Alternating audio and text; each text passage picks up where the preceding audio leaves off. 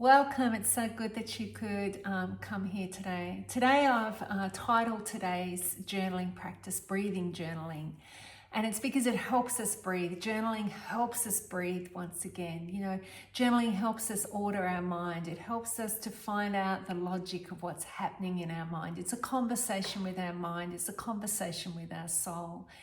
And sometimes we think that we're living out certain values or beliefs or that our life is something, when in actual fact, we're actually living out different values and different beliefs, and we're embodying that, but we don't really realize because we haven't taken the time to actually think about, well, what is my core value? What is my core belief here? And one of the reasons why sometimes our soul gets cluttered and sometimes we can go into denial or a little bit of deceit is because our soul just gets full. It can get full and cluttered. And one of the things that can clutter up our soul more than anything is other people, other relationships. Whether we like it or not, we want to love well, we want to be loved, we want to genuinely care for people. But the problem is that when we let people into our soul, into our heart, inevitably they will hurt us. Inevitably there will come that moment, either intentionally or unintentionally, where you get a yowie, where they tread on something on the inside of you and you experience hurt or anger or frustration or violation, where there's just this yowie that's created in the soul. And we do that for all sorts of reasons. We do that because of immaturity. We do that because the ego's leading the soul. I look back on my first half of life and would say that the ego was leading the soul, that there was a lot of deceit and masking that was happening in terms of what I really needed and wanted out of relationships, and my inability to express what I needed in relationships. And so we unintentionally hurt one another, and we receive these yowies, and then we don't know what to do with them. And this is where dispatch journaling is so helpful. This is where we can sit down and we can journal about what has happened, what we are feeling, what our agency is, what we can do about it. And we can do that in the form of a letter. We can write a letter to a person and kind of describe what actually happened when you experienced the yowie. What was it that they said? What was it that they did that hurt you? What did you feel in response to that? And then you can also give yourself time and reflection to think about, well, what am I going to do about this? What am I actually going to action? What have I got agency over to actually create some change? Now, this is a letter that you will never send to that person, because that would be harmful and it would be hurtful towards that person. You can write the letter, and then you can find a safe person who you can read that letter to and release all that stuff out, and then maybe you can burn that letter with your friend.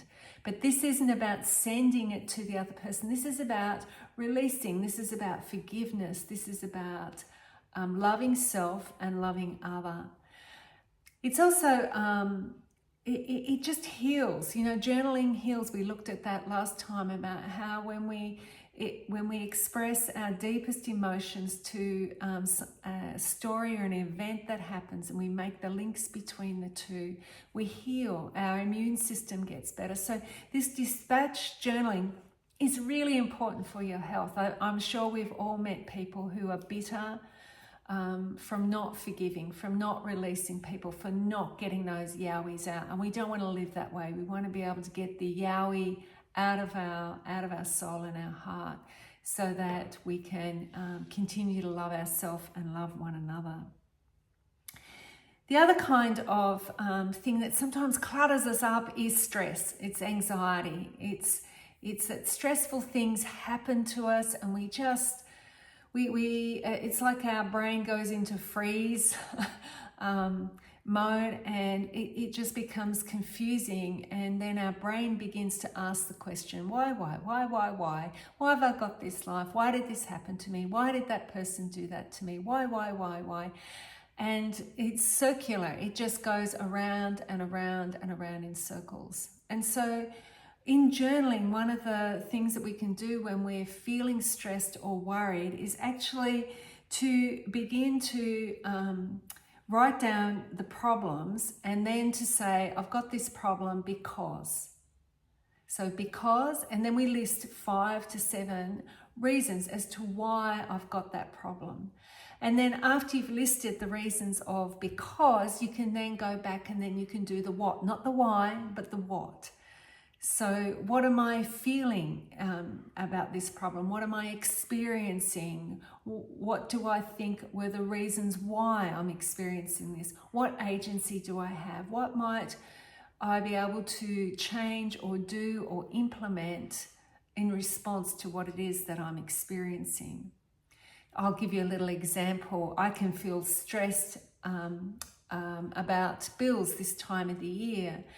And if I write out my 5 reasons why, I could put, because all our bills come in at the same time every year. So rather than the bills being spread out over the course of the year, they're chunked into a small period of time.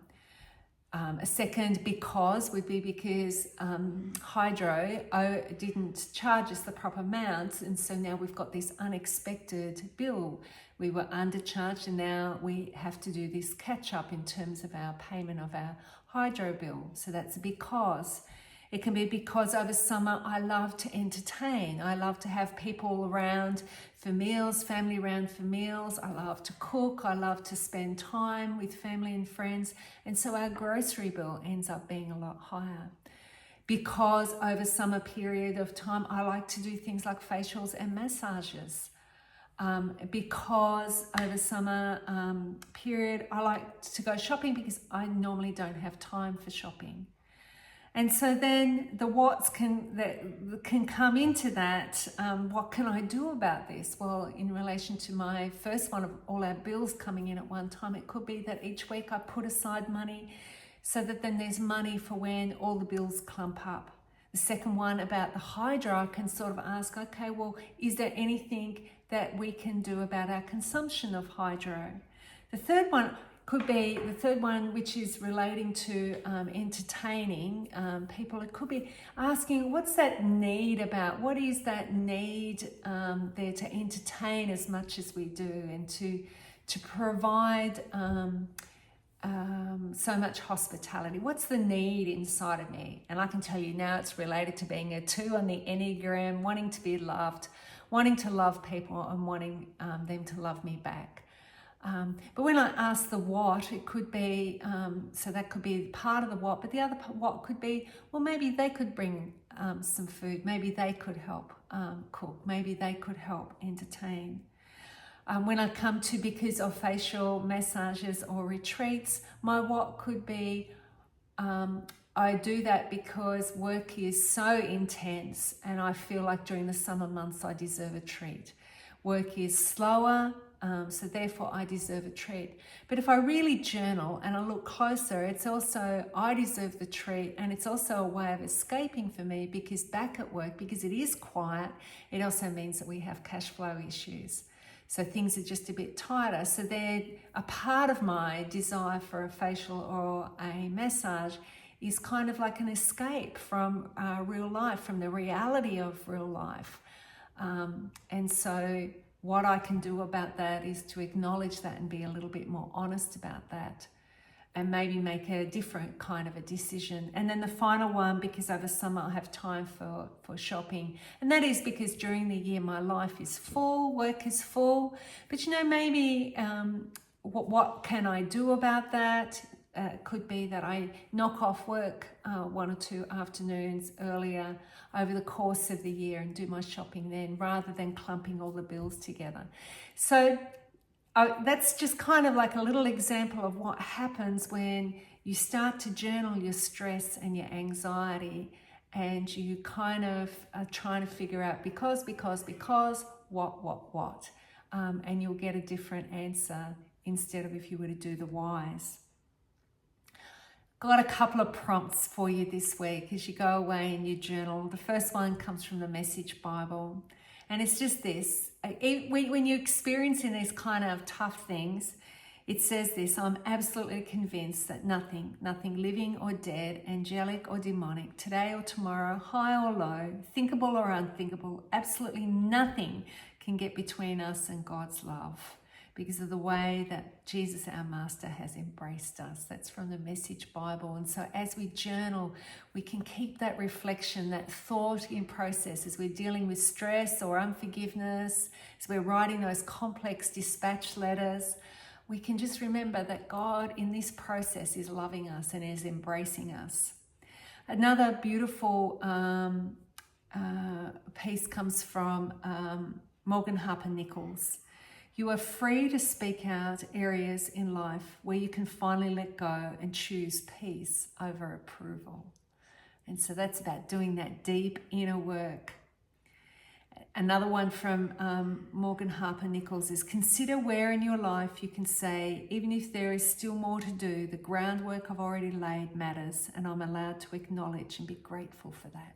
So after you've journaled, even though, say, the relationship with your friend hasn't changed or improved, by you getting that outside of your heart, you've laid this beautiful groundwork for reconciliation, because reconciliation can never happen where there's unforgiveness.